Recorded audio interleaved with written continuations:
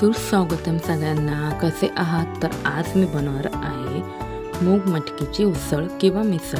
तर ती मी कुकरमध्ये बनवणार आहे. तर त्यासाठी मी आधी कुकर घेतला आहे. कुकर व्यवस्थित तापला की त्यात मी घालणार आहे तेल व्यवस्थित तापलं की मी घालणार आहे कढीपत्ता, तेजपत्ता, कांदा. हे सगळं व्यवस्थित मिक्स करून घेऊया. सगळं व्यवस्थित मिक्स झाल्यावर मी घातला होता मसाला आणि मूग आणि मटकी. ते सगळं व्यवस्थित मिक्स करून घेऊया.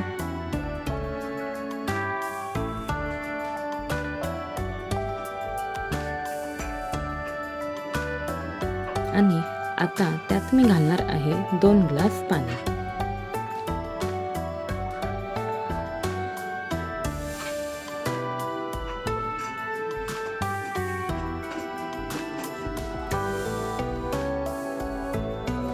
तर हे सगळं मिश्रण मिक्स करून त्याची एक उकळी काढूया.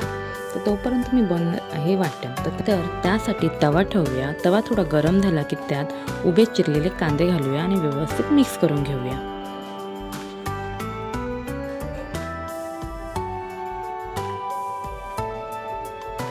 कांदा व्यवस्थित भाजला की त्यात घालूया लसूण,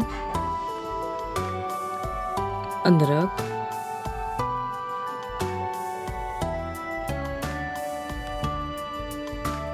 लसूण घालून व्यवस्थित मिक्स करून घेऊया. नंतर मी त्यात घालते भाजलेलं सुकं खोबरं.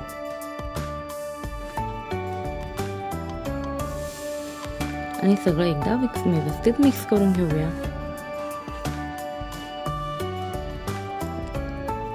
आता त्यात मी घालते कोथिंबीरचे दांडके.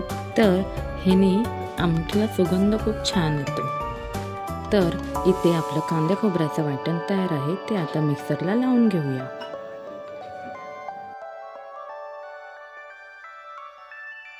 तर बनवलेलं वाटण आता उकळलेल्या आमटीमध्ये घालून घेऊया आणि मिक्स करून घेऊया.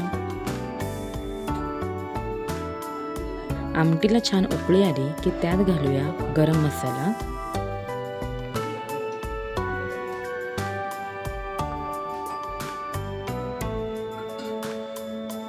मीठ.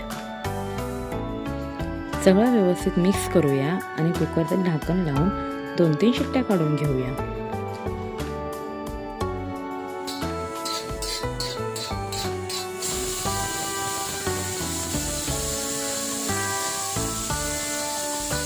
तर कुकर आता थंड झाला आहे. तर तो उघडून घेऊया. तर आपली मिसळ इथे तयार आहे. कोथिंबीर घालून गार्निश करूया. तर मिसळ आम्ही खाणार आहोत भाकरीसोबत.